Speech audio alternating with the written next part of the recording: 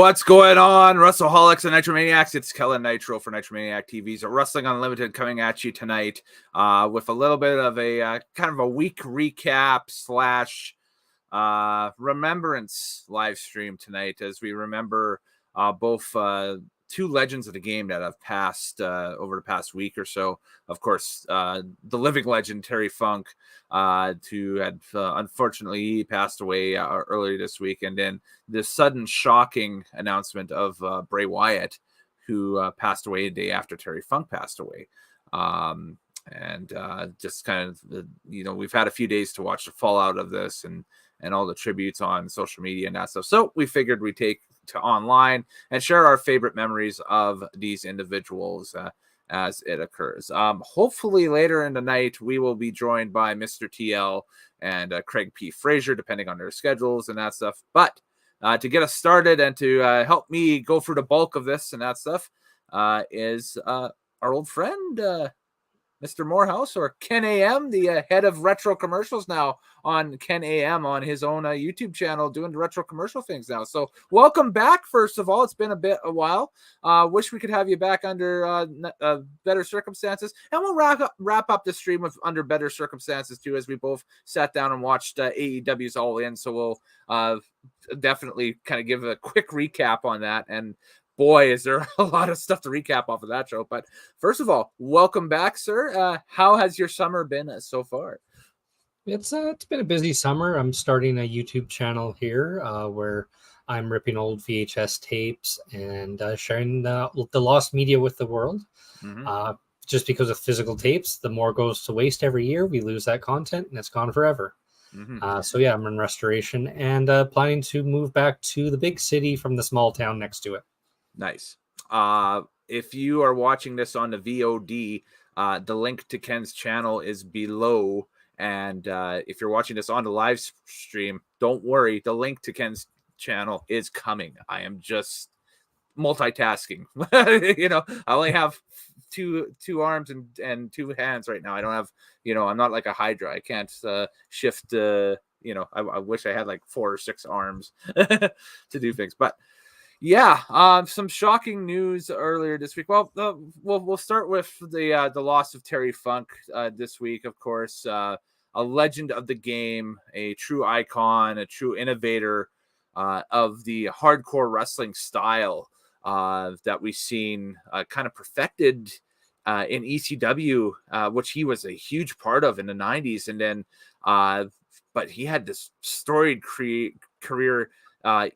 Even way before and even way after, wrestling matches well into the 2010s and that stuff. But he passed away earlier this week. He had been battling different health concerns and the like and the ilk throughout, his later years and everything. But Ken, man, what could you say about the hardcore legend Terry Funk that hasn't been said other than just a legendary figure?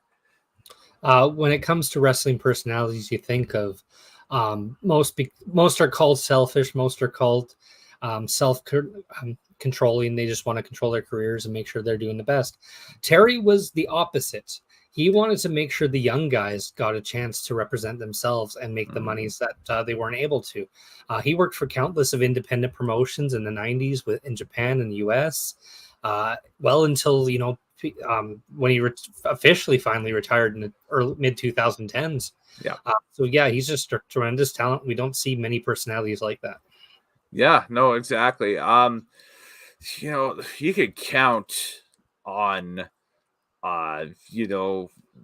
Terry, whenever he showed up on a card, that that was probably going to be the wildest, the craziest affair that you've ever seen on that card, or maybe in a while for sure. I mean, and the feuds, gosh, and just on the time that I've been on, this planet, and you're around the same age.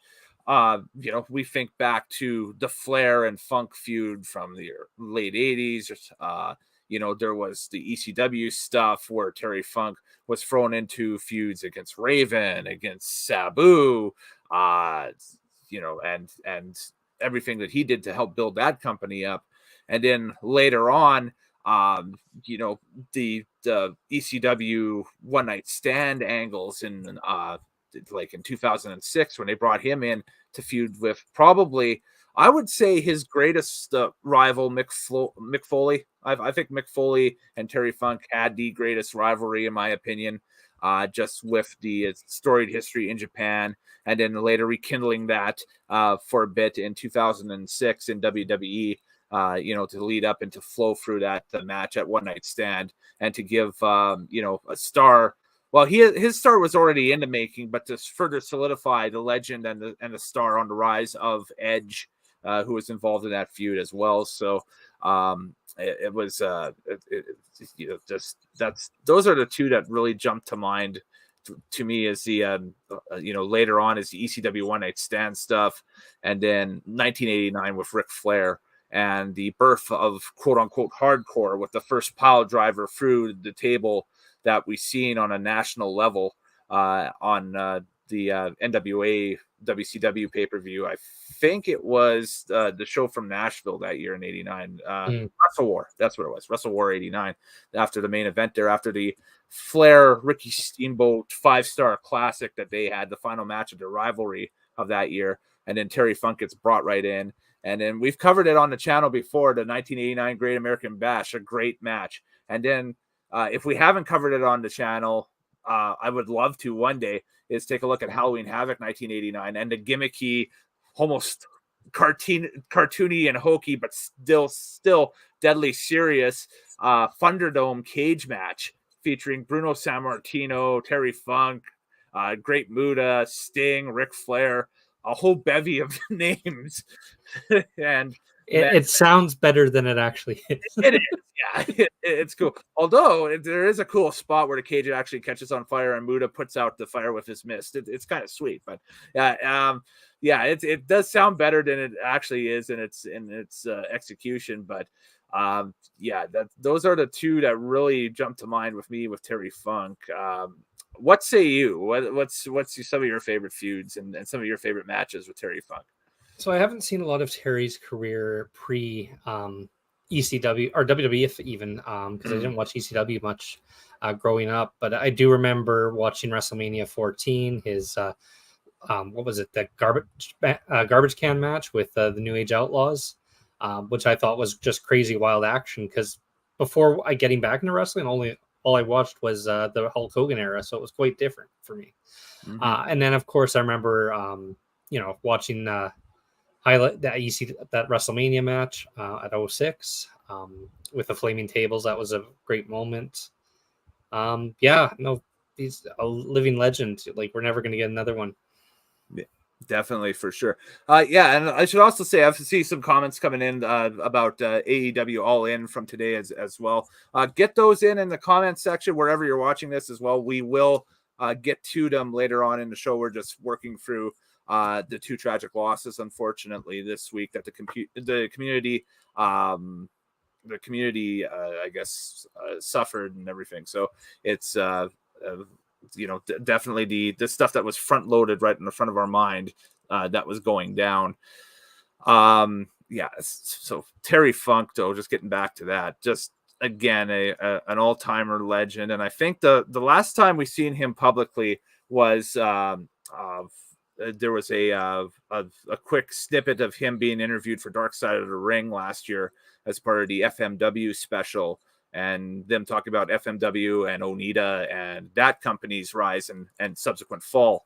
And yeah, it was a pretty eye-opening. It's a great episode. It's an eye-opening episode, and if anybody gets a chance to check it out, please do check it out. It's one of the better ones for sure. So definitely to get to that.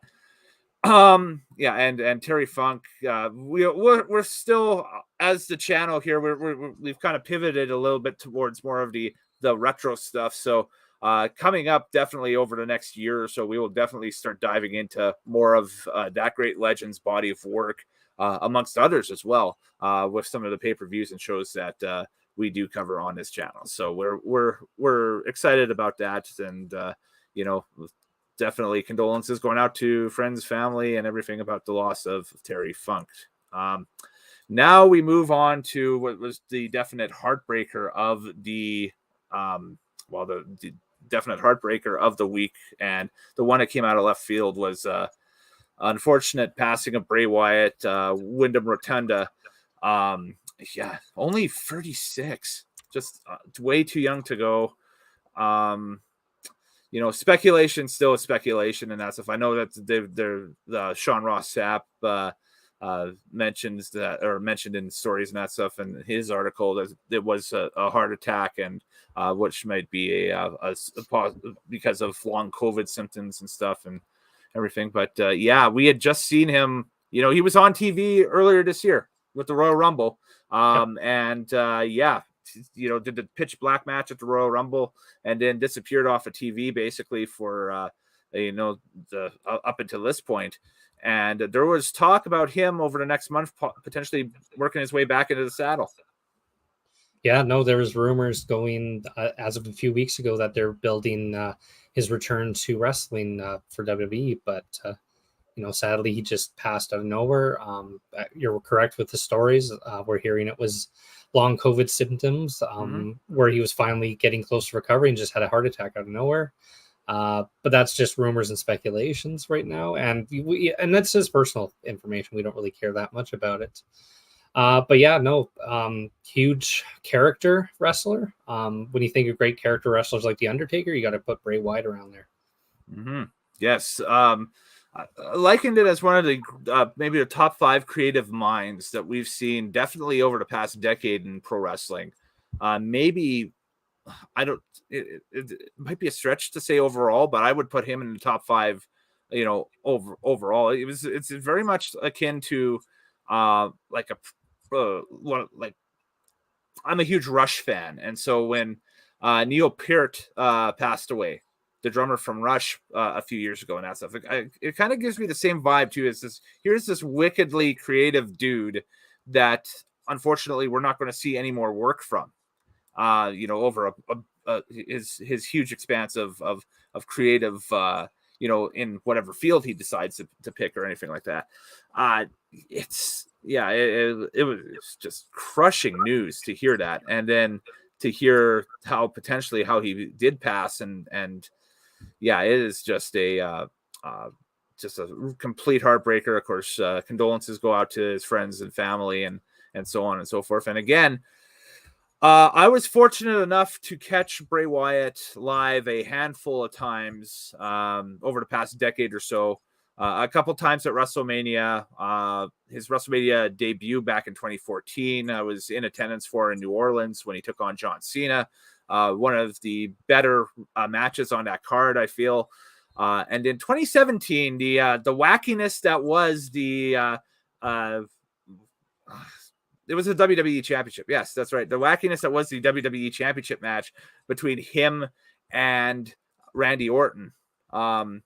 That's maybe akin to a time where sometimes the creative process looks good on paper, and then once it's executed, you kind of look back and like, oh, okay, that was interesting. You weren't a fan of the projector worms.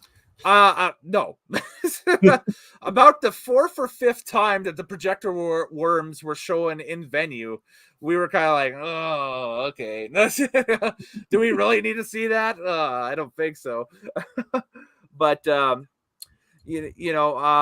even the lead up to it and that stuff is where Orton's being portrayed as the good guy, but yet he sets Bray Wyatt's house on fire. So the good guy's committing arson here, folks. Just one of many baffling creative decisions that led up to that pay-per-view. Maybe one day we'll revisit that on the channel, because I have a few things to say about that Mania in particular.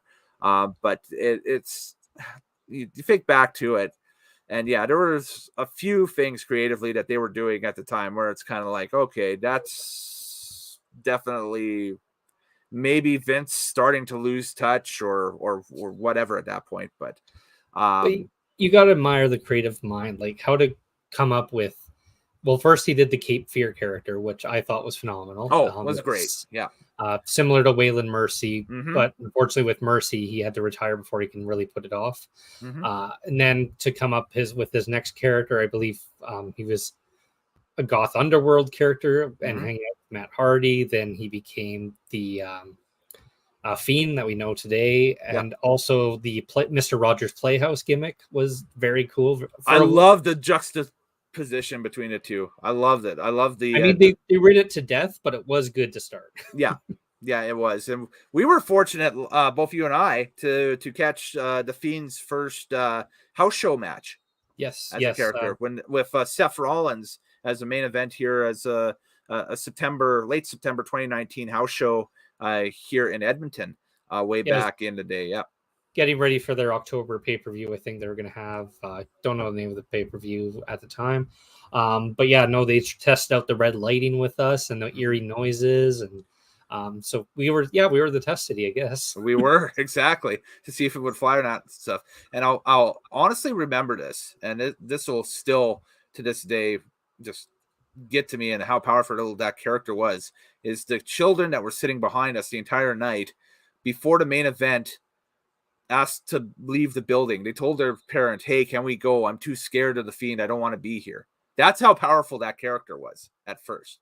Mm-hmm. I don't want to be here for this. Just, if small children are asking their parents to leave the venue, that's you're doing something, I guess, both right. And then it's like, okay, maybe you have to scale back a little bit too, because you kind of want them to, get their money's worth and see the main event. Right. But still just a a great character.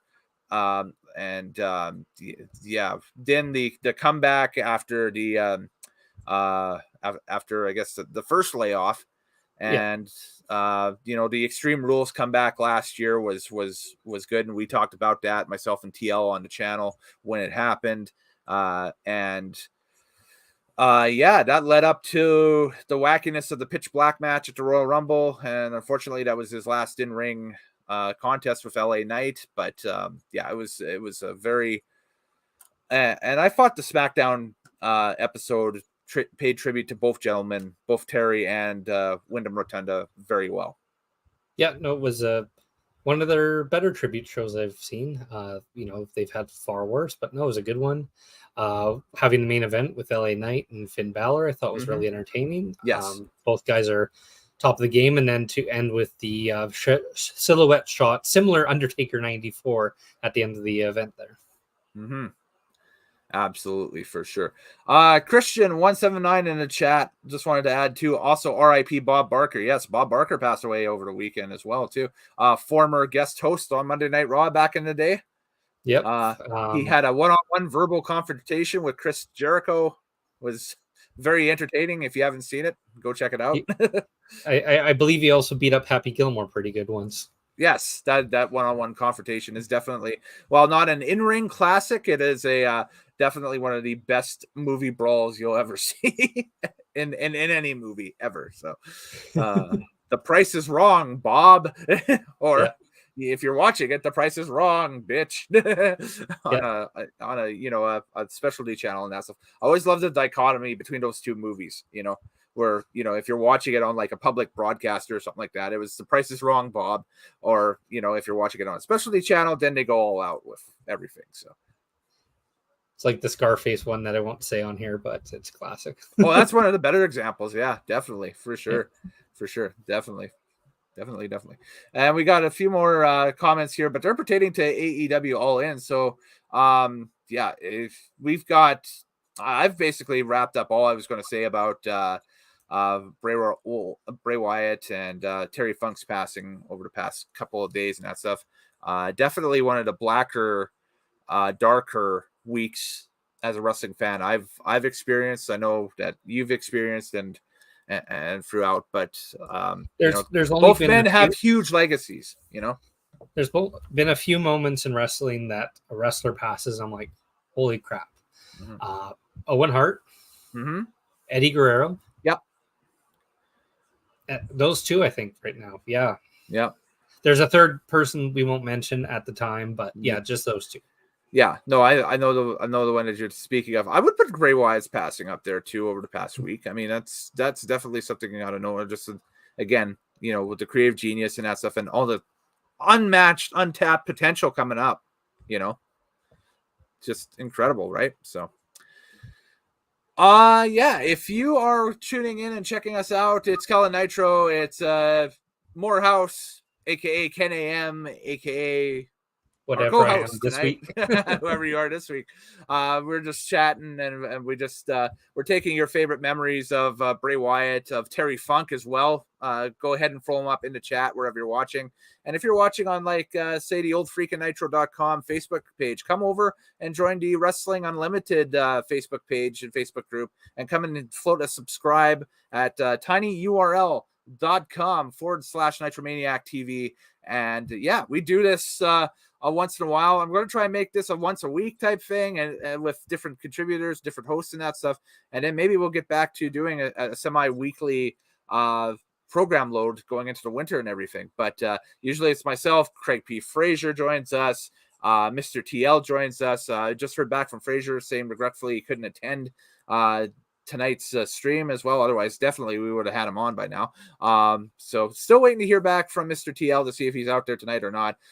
But you're hanging with me. You're hanging with Morehouse, and it's Nitro Steak Live on a whole myriad of topics. But we'll get into all of the All-In talk right now, as it was AEW All-In London, which took place live on pay-per-view Sunday, August 27th. The date was August 27th, 2023.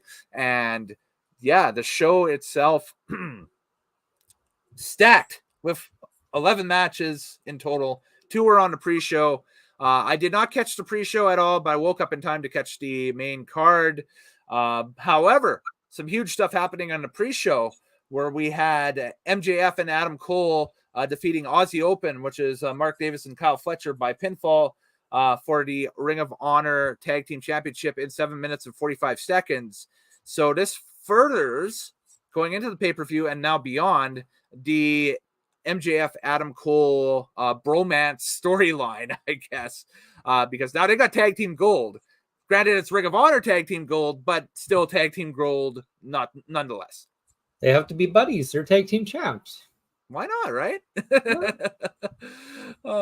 It's that's, I don't. But now it's like they're the odd couple. But we'll talk about the end of the show too, because that obviously is the whole lead up and the whole catalyst on to the Odd to the Couple's a very entertaining movie and TV series. I love The Odd Couple. It was a great show. It was a great show, definitely. Second pre-show match had Hook defeating Jack Perry, not Jungle Boy anymore. It's Jack Perry by submission. FTW rules for the FTW Championship in 8 minutes and 20 seconds. Again, I haven't seen both of the pre-show matches yet. I still got to go back and check them out. But I guess it's not that match itself or what happens in that match that was the story. It was what happened after the match. I would say what happened in between the wrestlers returning to the ring and the wrestlers going to the ring. Backstage? Yep. As apparently, and we had another comment about this. I'll try and find it here. Christian179 texted and says, wait, what happened between Punk and Jungle Boy? All right, well, we'll do our best to tell you. So Sean Ross Sapp from Fightful reported that there was a minor altercation in the back just prior to CM Punk walking out for his match with Samoa Joe, which everybody saw open the pay-per-view. And varying stories of what happened in the altercation or not, but it seems to me that, Punk decided to have his annual blow-up. The rumors and speculations right now say that I guess Jack Perry cheap-shotted Punk about just in a cheap-shot comment that Punk took wrong. And, Punk's attitude and temper, he doesn't take, negativity well. Yeah, definitely. I mean, that it's oil and water. We're talking about not necessarily the most open individual to begin with or to do business with. So knowing his track record and his history. And so to see that happen, man, it's it'll be interesting to see. And, the way Tony's got his pay-per-view structures laid out and that stuff is he's got a title on Punk, whether it's an interim title or not. The collision champion, the real world champion, whatever you want to call it. He's Shawn Michaels 94 right now and acting like Shawn Michaels 94. Except quite a bit older than Shawn Michaels was in 1994. True. In which you'd figure that would be the age range that somebody would do that. But Yeah. But I guess that's what we're getting. Sure. It's, man. You just got to sit back and laugh at it now at this point. It's just like, okay, well, I don't know. Did you watched all the press stuff, the post-game press conference and that Yes. stuff? Yes. Did Punk speak in the presser or no? No, he was absent. Okay, probably a wise decision this year after what they learned last year about that. I don't know what muffin bakery or whatever he would put over at that point in London, but Very best London bakery. yes. Yeah. Tea and crumpets. Yeah. Yeah, I mean that is that is not, I'm not surprised, but I thought we were over it. I really thought we were over it here, but again, we're dealing with somebody who, again, is And if you look at the track record since he's been back, we keep hearing stories. I think he cut a random promo on Hangman, shooting him down a couple weeks ago. Who he wasn't even feuding with. No, he wasn't even in the program with. And then he got mad at Ryan Nemeth and threw him out of the locker room. Who again is just an enhancement talent at this point for AEW, and maybe brought in to fill spots on cards or something like that, like a carpenter, a good technician in the ring, but that's about it. But I guess he's also Dolph Ziggler's real life brother. There we go. There's where the heat is, right? So, yeah. But yeah, just a lot of these little cheap shots, or he's definitely being a whiny bully would be the best character. Yes, I would say so as well. Like a Cartman. He's Eric Cartman. He is. Yes. Yeah. Screw guys and go home. We haven't heard that yet. Well, he did that and then came back. And now he did come back. Does he do it again or whatever? Or and then Tony Khan says, "Mom." Yeah.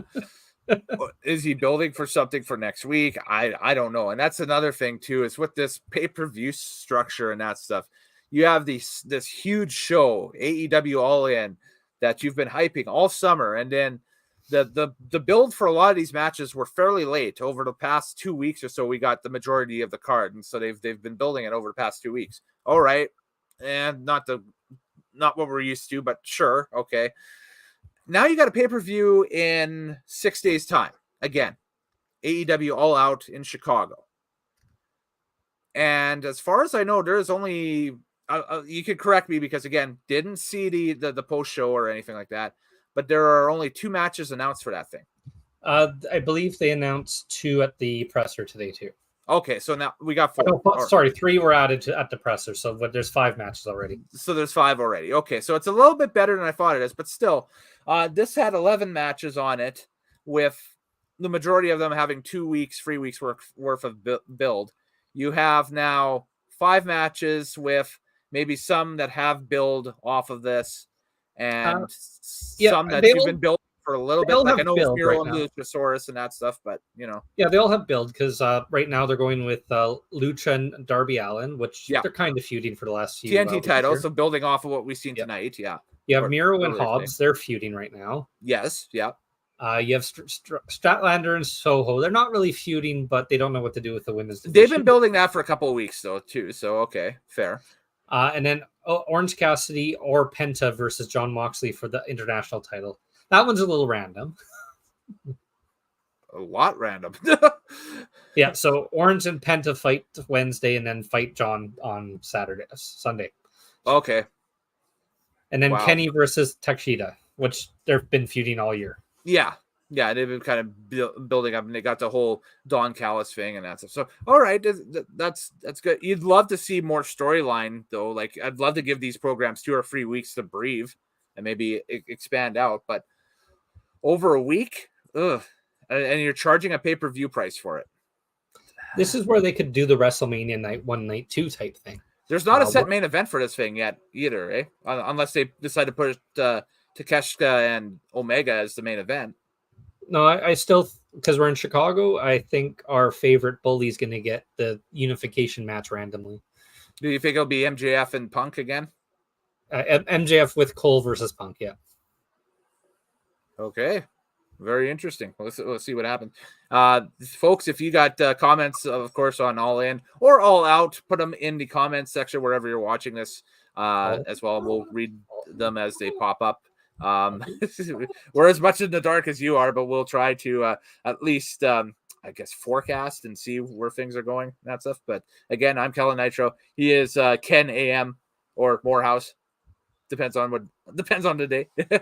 And we're just taking you through our quick little recap here of AEW All In here on Nitro's Take Live. And also, if you got your favorite Bray Wyatt or Terry Funk memories, please feel free to join the chat as well and post them up in the comments. And hey, if you got favorite matches or maybe there's a link to a great promo on YouTube or something like that, throw it up, because I know how YouTube archives this and that stuff.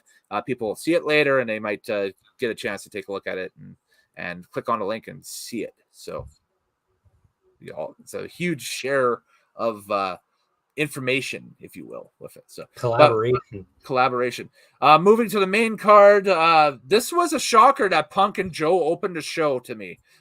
This was 14 minutes, and Punk retains the Real World Championship.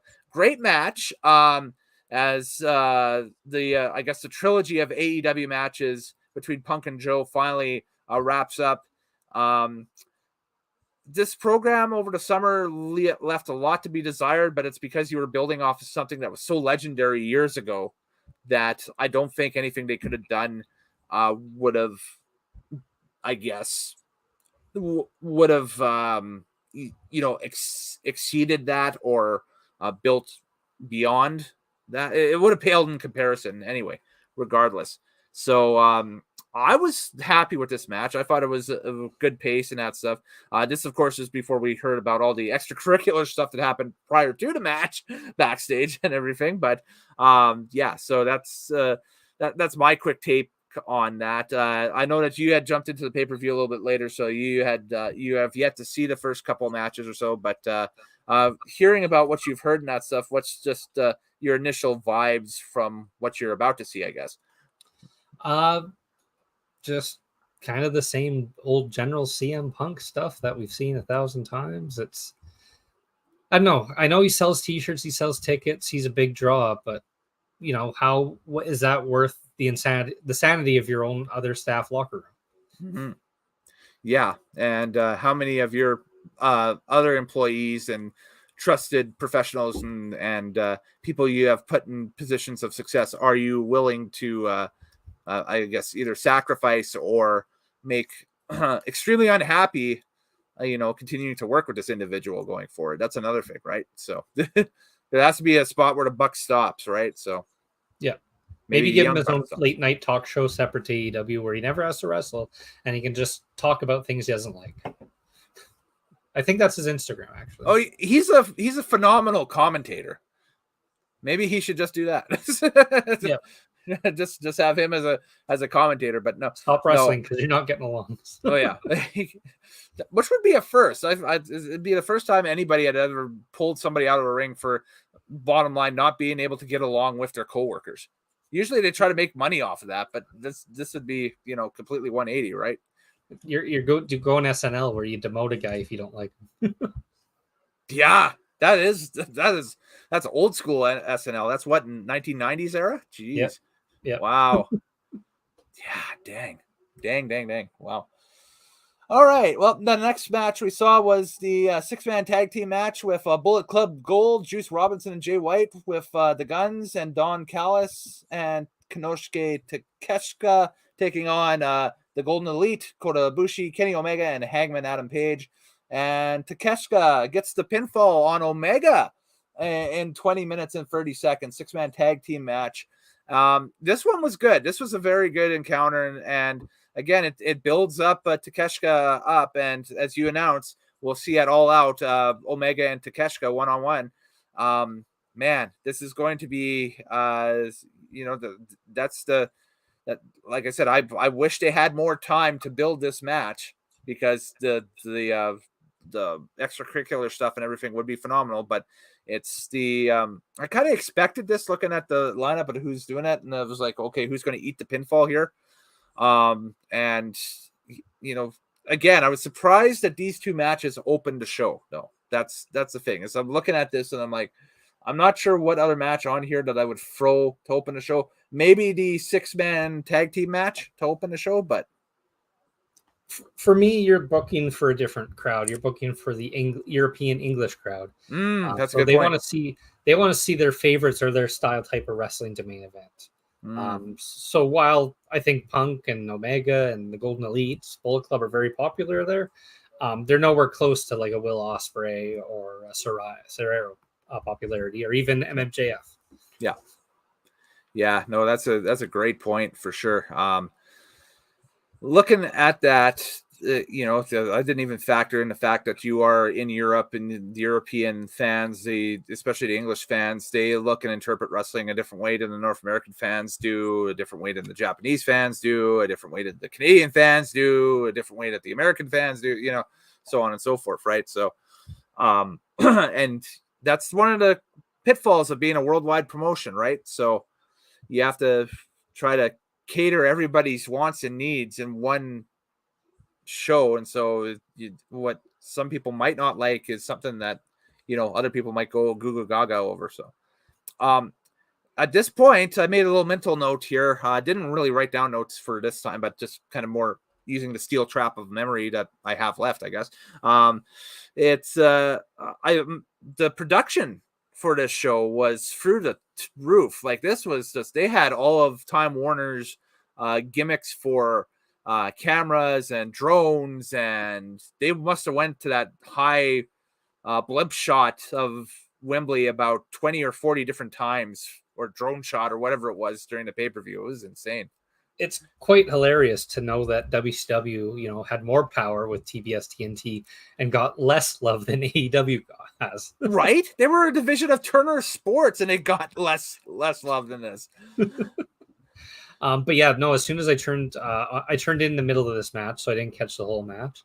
But as soon as I turned in, it reminded me of SummerSlam 92 with the wide shot they had. Yes. Ring and then the wrestlers side by side. Yeah.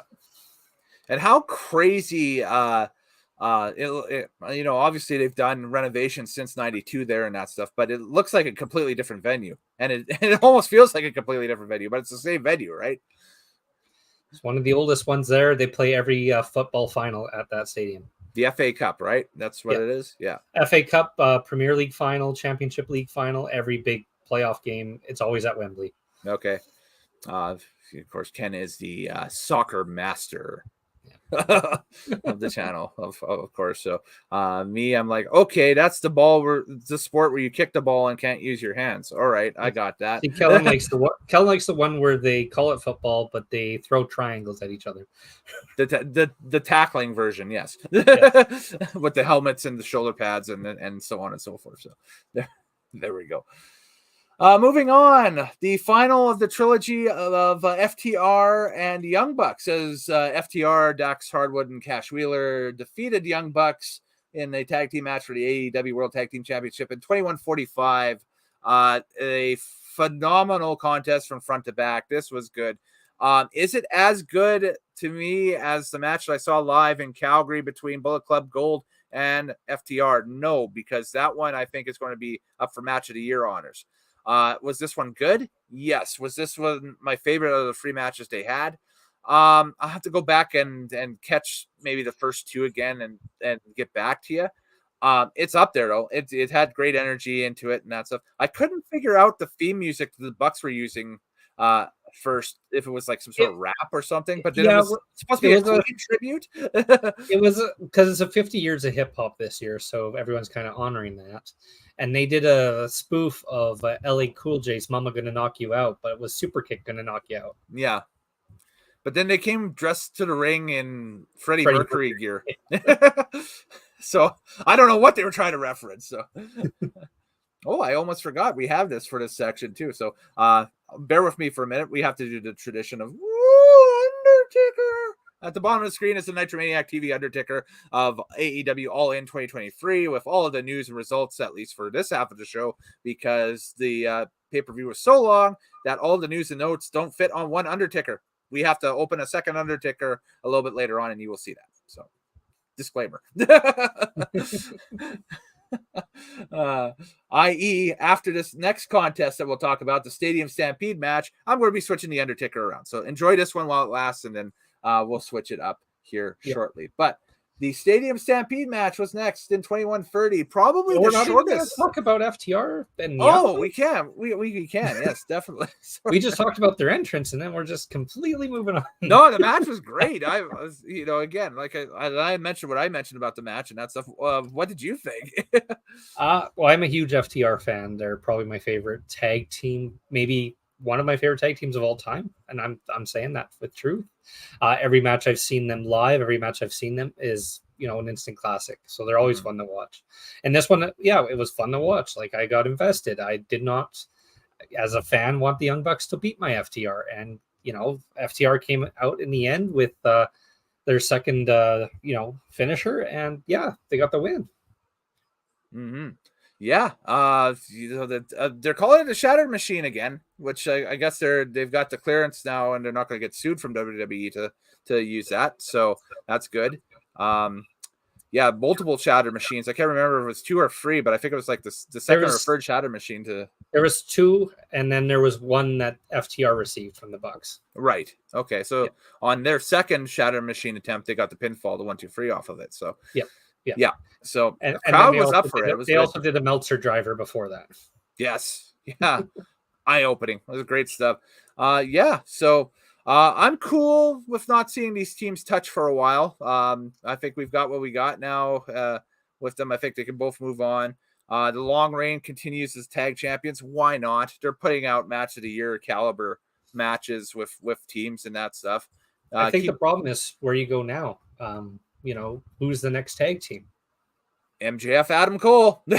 Well, I think they're already. That is just furthering your storyline. That's it. Yeah. Well, I guess I could have a second match, but no. Other than that, what tag teams do you have right now that are ready? I don't see anybody. Like Butcher and Blade? No, they're not in the caliber. Aussie Open's not in the caliber. They're too elite now. That's the problem. The Acclaimed have their own thing with the 6-man. Maybe House of Black potentially to fill. Yeah, they're free now. You could do Jericho and Sammy. Sammy. You could go. Callis gets Takeshita and somebody going after them or something. Or would it be funny if Christian got another wrestler, had Luchasaurus, and win him the tag team titles? Oh, could you imagine Luchasaurus and a Nick Wayne or something like that? Because Christian likes picking on kids with dead parents. Apparently. Just complete speculation on our end here, folks, but that's about it. But anyway, no, great match. Let them go to their new feuds. Actually, I'd like to see a little less of the Young Bucks for a while. Take a few months off, come back. But great stuff. I don't. They might be on All Out and something, but other than that, that's it. So, because you kind of want all of your top talent on your pay-per-views going, and this is why it questions me why All Out is a week after All In. I don't get that, but. Well, Tony explained it at the presser why. Oh, he did. Okay, I have yet to watch the presser, so that's why I'm. He basically explained that right now it's Labor Day in the UK this weekend, and the next weekend's the Labor Day in the States. So it's 6 days of holidays. Yes, but New Japan runs that Wrestle Kingdom thing over a holiday period in Japan, but it's all one show. Or it's January 4th every year. So. Yeah, January 4th, and then sometimes they expand out to the 5th.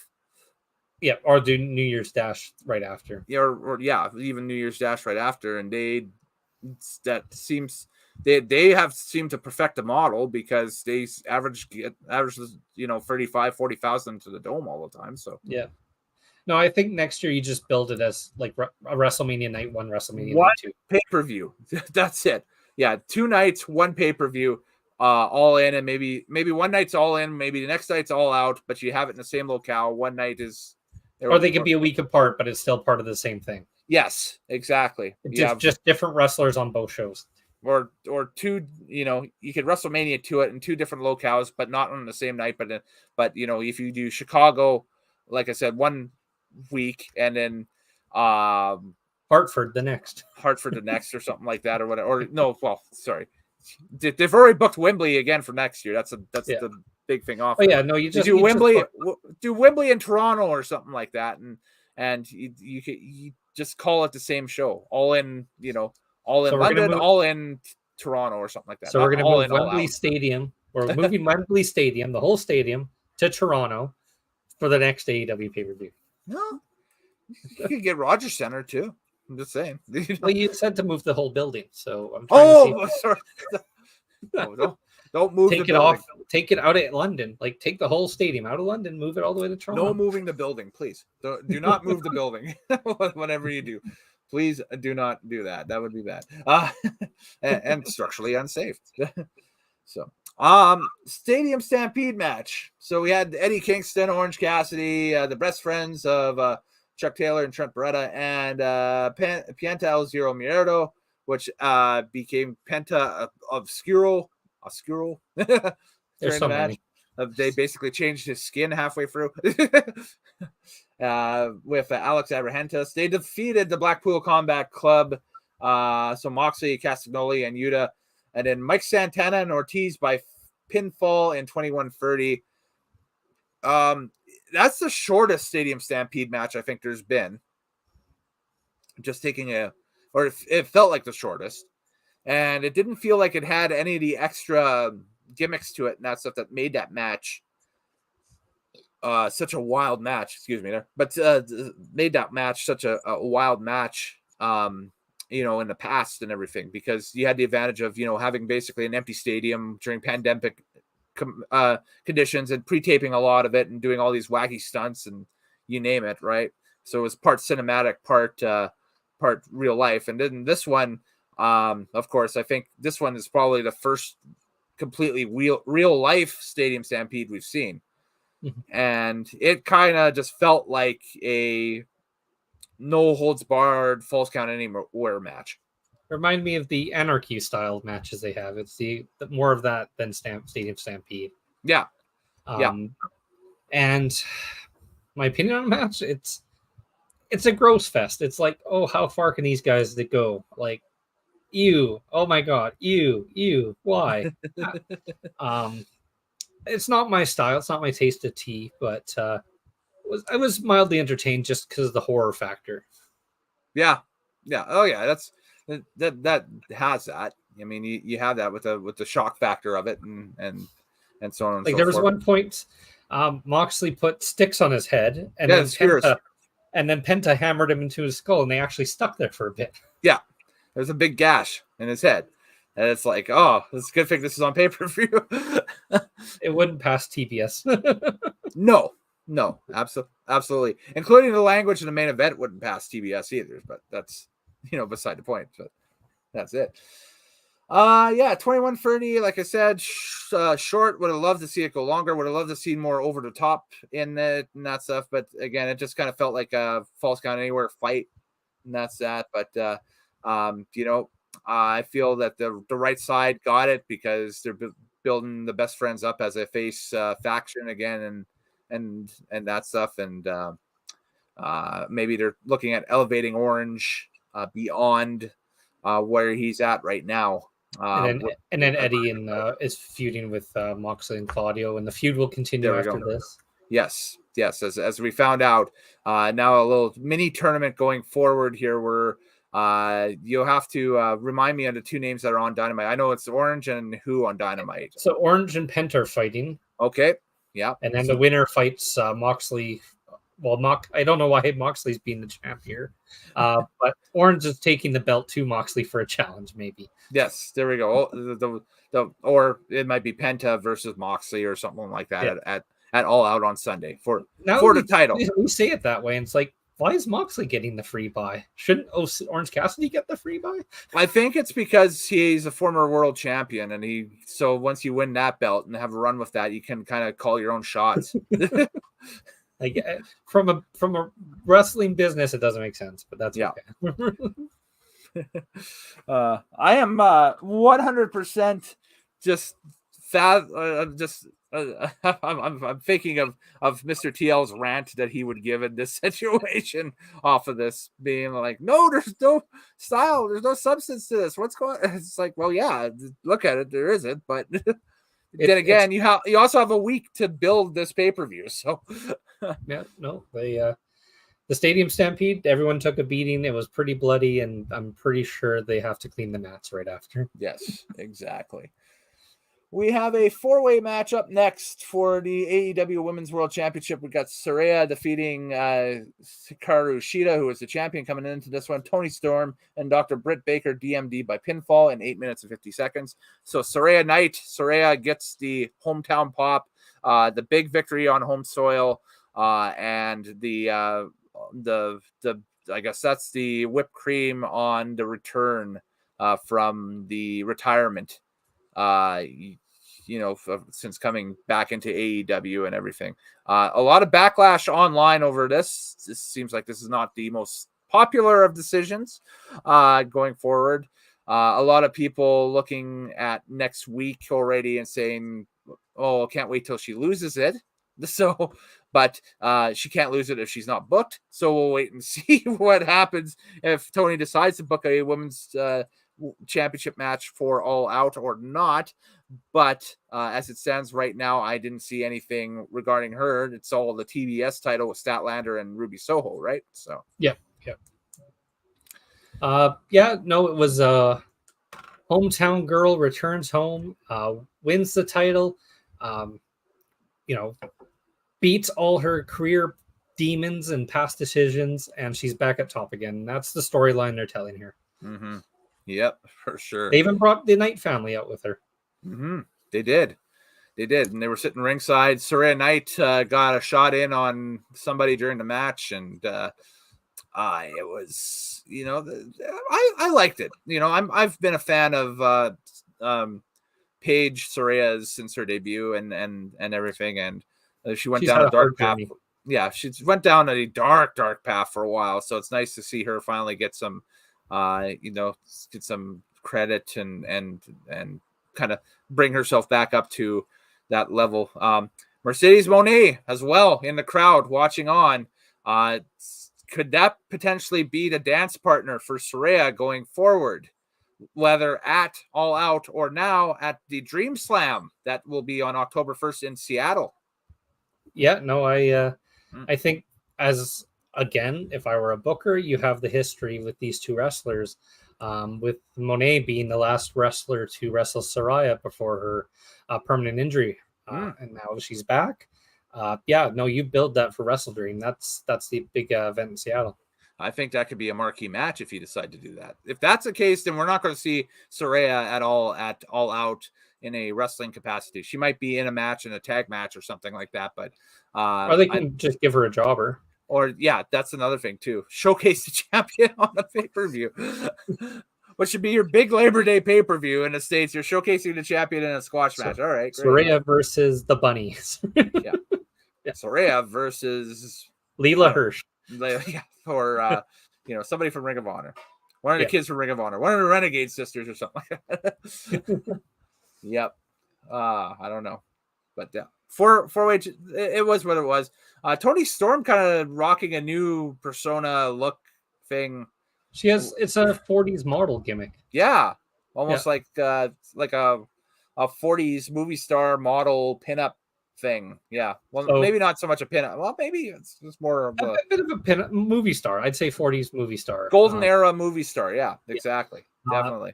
Yeah. And the one thing I will say, this match, it's going to lead to the breakup of the Social Outcast group. Because you saw a face turn with Saraya today.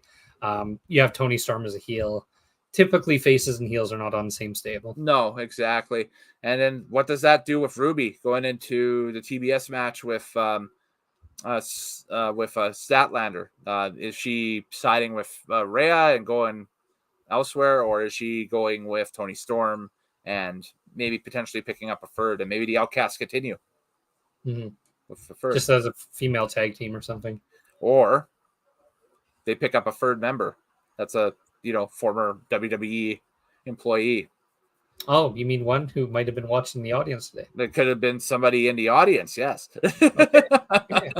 I see I smell what you're cooking. We will see. it's there's a lot to be desired or not a lot to be decided, a lot to be A lot to be discovered is what I'm trying to say. Not desired. Not a lot. We'll find out if it's a lot to be desired afterwards, but a lot to be discovered going forward. So that's like an old Chikara type wrestling pay-per-view. A lot to be desired. During their last season, it might have been, yeah. Oh, geez. But hey, there we go. We had the coffin match, i.e. the casket match, but we can't call it a casket match because WWE will sue us, so we call it the coffin match, which was 16 minutes in length. It was Darby Allin and Sting defeating Swerve Strickland and Christian Cage with Prince Nana. 16 minutes. I think this is Swerve's arrival in AEW. This match, he looked great throughout it. The Christian Cage is just a hateable character right now. Such a good heel right now. Such a good heel. Such a great heel. But yeah, Swerve was awesome. Swerve was on it from bell to bell in this thing. And they brought back the GOAT Sting music. Oh, yeah, they had the Metallica entrance for Sting. See Destroy, yes. And it's the original track. It's not the stupid cut from Woodstock 1999 with James that's the only one placating WCW? the crowd. But not only that, but he was also playing his TNA Joker Sting gimmick. Yes. For, I think, the first time outside of TNA. Yep. I love Tony Schiavone's call of Sting coming to the ring. Ladies and gentlemen, it's Sting, I think. And then Excalibur's like, I've heard better. I've heard better. Yeah. Yeah. Well, yeah. No, great match. Swerve was fantastic. I think I would love to see Swerve get more of a push, become more of a, top upper mid-carder player. Because he has the skill, he has the ability, and he carried Sting in this match. Because yes, I mean, Sting's in his early 60s, not the most mobile person in the world to work with, but Swerve definitely worked well around him. Darby was doing Darby things. I'm not a big Darby fan because he just likes to self-mutilate wrestle is his style. But yeah, no, good match. Again, didn't feel like a coffin match. It felt like just a no holds bar hardcore match like we've seen all night. But yeah, no, the objective was you put the guy in the casket at the end, and they did that objective. That's it. That's all you need. And so that builds Luchasaurus Darby Allin for the TNT title at All Out. And we'll see what happens going forward, of course, with Christian Cage in Luchasaurus's corner. And I would imagine Sting will be in Darby's corner. And then Swerve is doing the AR Fox rivalry right now. Yeah, so there might be something with that, even too at All Out. That almost seems like a decent opener, or hour one type thing. Swerve versus AR Fox. I hope it's not on 0 Hour because that one actually had a little bit of stuff invested to it so far. So maybe I was wrong. Maybe there is a little bit more, booked for All Out than we initially see on paper once we start peeling away the layers of the onion. Just on the surface, it doesn't seem like a lot. That's all. It's a lot to ask your audience to pay $110 of pay-per-view money in 1 week. Right? Right? Oh, and your international viewers too, and just it's a lot. But our next contest was the singles match, 1455. Will Ospreay with Don Callis continues his huge year of 2023, defeating Chris Jericho with Sammy Guevara via pinfall. And yes, the lead up to this was a dream match that was supposed to happen at Wrestle Kingdom a few years ago, but couldn't due to the pandemic situation in Japan and that stuff. And Will was living in Japan at the time, so he was able to do the Wrestle Kingdom show that year, but they weren't able to bring in any foreign talent or anything like that. So I'm trying to remember what even the main event was for that. Anyway, go back through the channel. I'm sure we covered it. That was Kota Ibushi's win. It was. Yes. Okay. Yeah. So yeah, that's a safe main event, but there we go. With both people being in Japan, right? So boom. So Ospreay in front of the hometown crowd gets the victory over Chris Jericho. That was their Bret Hart British Bulldog homage, I guess, to if you're faking as a parallel to SummerSlam 1992. And just another win for the hometown crowd to send them home happy and that stuff. We saw Fozzy play Judas live with Chris Jericho singing himself to the ring, which was pretty cool. And so what say you on this? I just got to make a little tweak here behind the scenes. Yeah, no problem. I'm a huge Will Ospreay fan. I do think he has a talent to be he's a free agent. We know he's already announced in January. So I do feel he's going to sign full-time in AEW next year. And this time next year, he'll probably be main eventing this whole show. But this performance with Jericho, Ospreay, Jericho's again, like Sting, not the fastest, not the most energetic guy anymore. But Ospreay was just flipping around him and doing his aerial assassin stuff. And it looked great. Ospreay looked great. The fans were happy. I kind of confused on Jericho's character now because he's like a dejected heel character. So I'm not, because Ospreay is the heel too, but being hometown, they gave him the face for this one. He's a sad Krusty the Clown. Yeah, right now is Jericho. Does this lead to Jericho's final year? Is that my question? Oh, maybe. Yeah, maybe it does. Maybe he makes an announcement and where does that final match, if indeed it does happen, take place? That's the thing, right? Yeah. And I don't think he'll retire from wrestling. I think he'll just retire from in-ring. Yes. Yeah. He's got too much of stock in AEW as a personality. They'll use him as a commentator. They would use him behind the scenes. They would use him just as a promotional person, that stuff. And yeah, they definitely would turn to that and use that for sure. So, yeah. So we got, it better be. Where are you, bro? Jump on it. Come on, I sent you the link. Get on it. Look at this. Look at him just start sparking in the comments. I don't disagree. He's not very mobile, but he could be a good manager. He could be. I mean, he's got enough young talent and that stuff. He could be the next Don Callis, which is kind of weird. Maybe Don finally decides to step aside and that stuff and go back to doing the successful corporate stuff he was doing. But have we ever had a manager for a manager? Maybe Callis can manage Jericho, who can manage the Callis family. Maybe it's the old school manager leaves town type gimmick or something like that eventually between Jericho and Callis. That would be very interesting. Very interesting. Yeah. Gross. Come on. Jump onto the stream and say that in person. Let's go. Come on, Tiger. I'm trying to go to him on so we can get his thoughts on everything. So that's because we know he's a Jerichoholic. He's just hiding it. Oh yeah. Yeah, we're just needling him right now at this point. So if you have thoughts on anything, all in, or if you have thoughts on Terry Funk, Bray Wyatt, unfortunately, both those individuals passing away over the past week, throw them into the chat, and we will jump on those before the end of the stream tonight as well. So there we go. We got a couple more matches to talk about with All In, and we'll give our show ratings off that. We will go with the House Rules, No Holds Barred 6-man tag team match for the AEW World Trios Championship. Billy Gunn and the Acclaimed taking on House of Black, and Billy Gunn and the Acclaimed win the Trios Championship in 10 minutes and 50 seconds.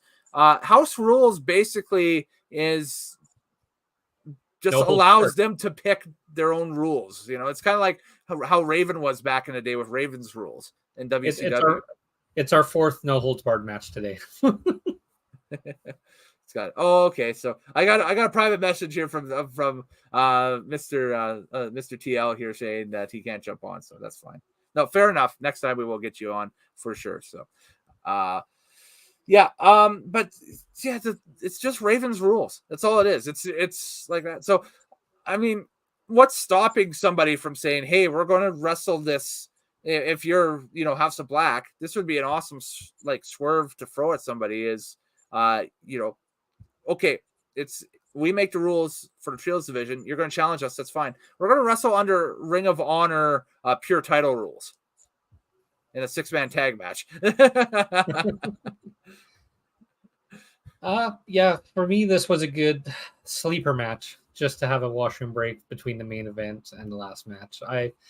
I know the Acclaimed are very popular. I think they're a pretty good tag team, but the whole gimmick is not very PG friendly.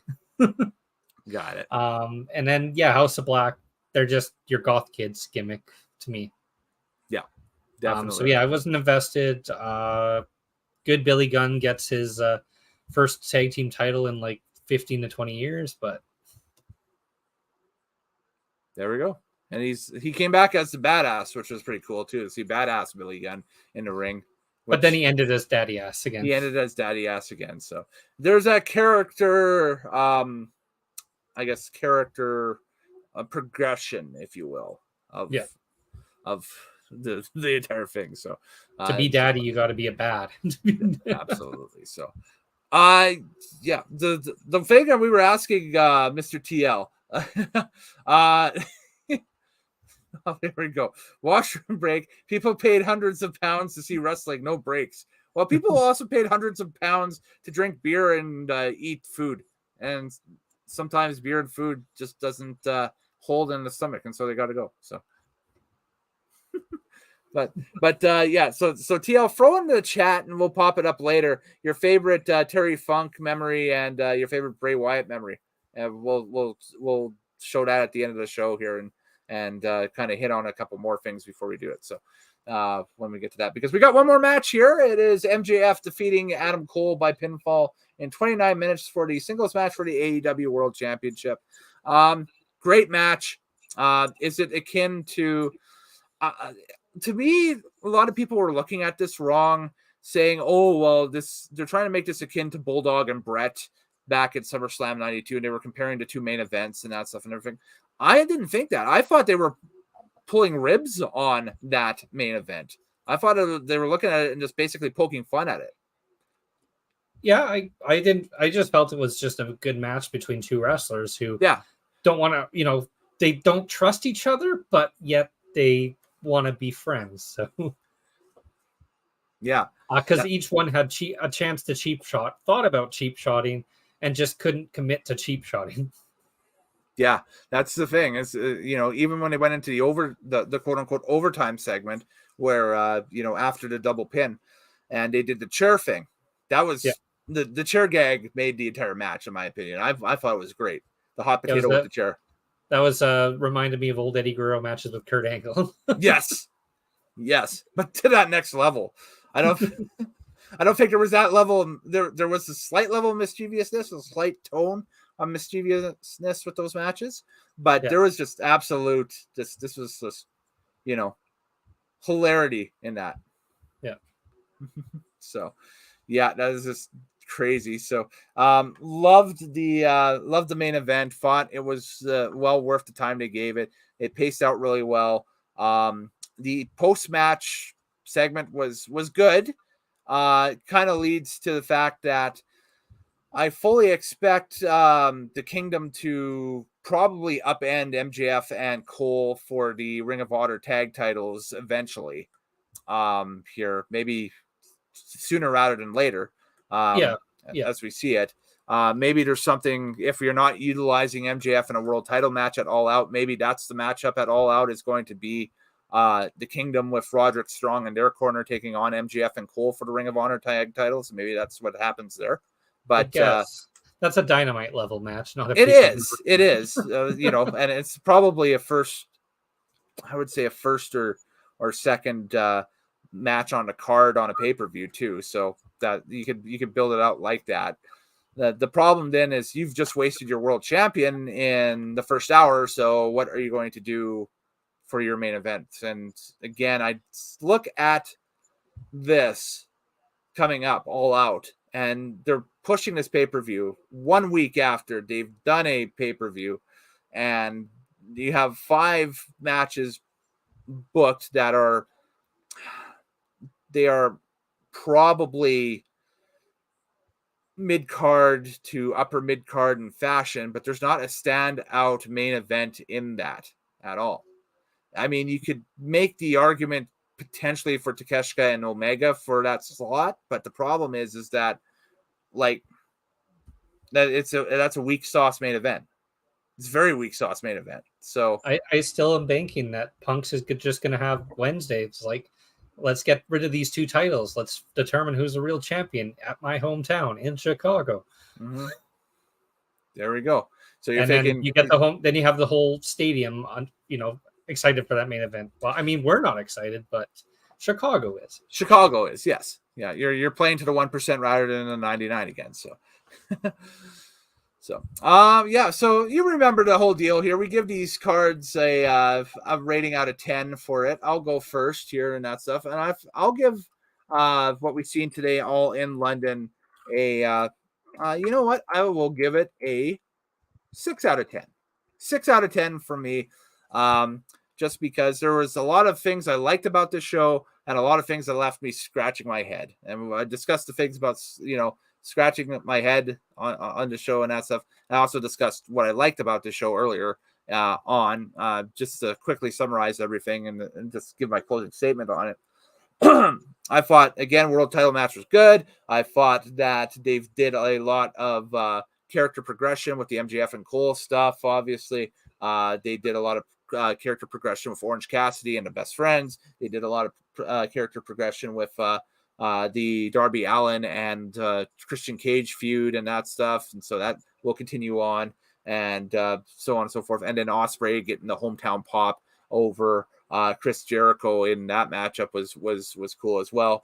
Stuff I didn't like in it. Again, the way the whole first hour went, I thought they kind of front loaded a lot with that show, and that was it. And then on top of it, the women's title match, kind of with the caliber of women that were in there, kind of was a little meh, I found. Fair to Midland a little bit. And Stadium Stampede wasn't chaotic enough. It needed more chaos, needed more wackiness to it. So what say you?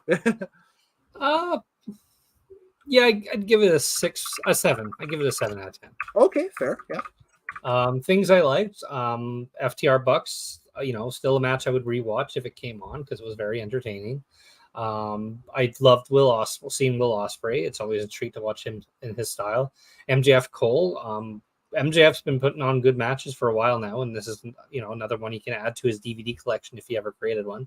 Not his best, but very good match. Right. And then do you continue Takeshita and Omega's feud a bit? So that was fine. Other than that, yeah, just a 7. There could be room for improvement, absolutely.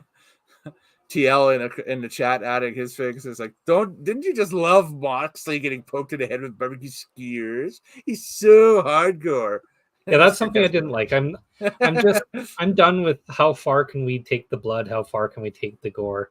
It's not wrestling at this point. It's now surgery for fun. Mm-hmm. And this also answers Christian's question from earlier, where he asked, how would you all rate this show overall? So there we go. We gave our numbers out of that, and there we go. So about mid. So it felt like a mid show.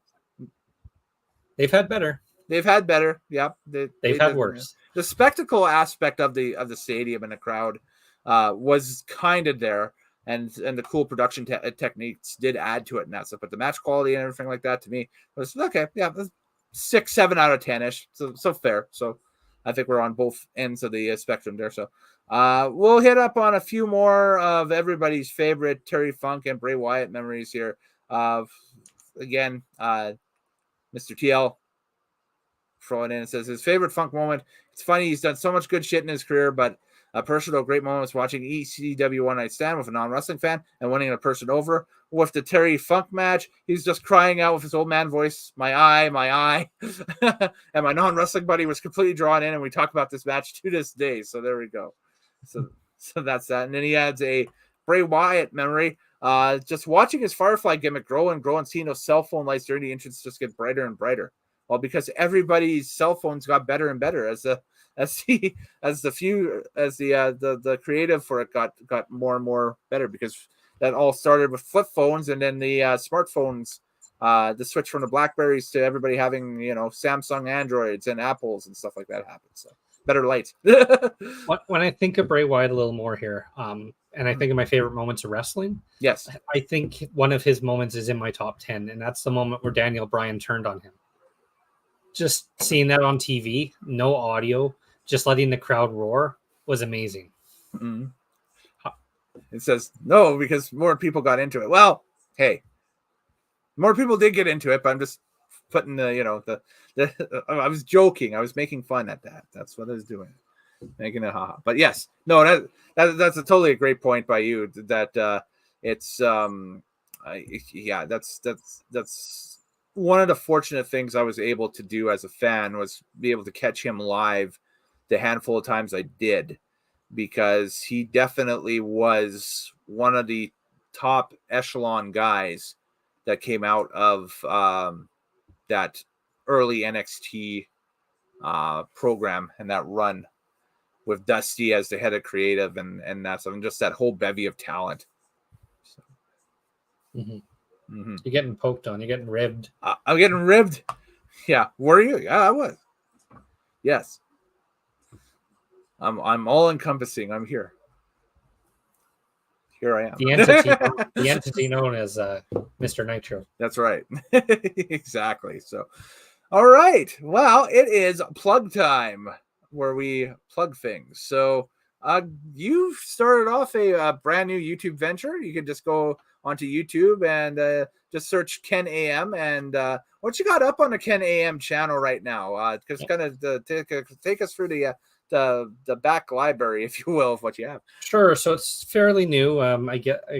Takes me about a week to get a video all compiled. But I found non-edits of just commercial strings from various airings of TV programs, from CTV 2000, TBS 04. I'm going to pull one up from Public Access channel in local Edmonton. There's some commercials from them, as well as I found the 1995 AMPIA Awards. So I might be posting that soon. Wow. Okay. 1995 AMPIA Awards. So AMPIA, for folks that aren't in the broadcast industry and that stuff, is kind of the Alberta Motion Picture and Arts Awards. Television Arts. Yeah. Something like that. It's something that when we go through our college, if you ever go through radio and television college like I did, you kind of get that. It kind of gets pushed upon you. At least it did with my class. That's like the be all end all, and you have to win one, otherwise you are nothing. And then I was nominated. Then you get into the industry, and then you realize, oh, okay, they were completely lying. Yeah, no, my student production in 2010 was nominated for one of the awards. So I got to go to the gala, I got to go to the award show. My name was mentioned, but I did not win in the end. Calgary State School won at the time. Okay. I think I've been loosely affiliated with a few things I've won, but I've still never seen a trophy. Or the money. Yeah, I'd rather take the money. Yes, definitely right now. I'd rather take the money. So... no, AMPIA Awards. Clean out your ear. Not Ambien. Man, you must be messed up. Holy crap.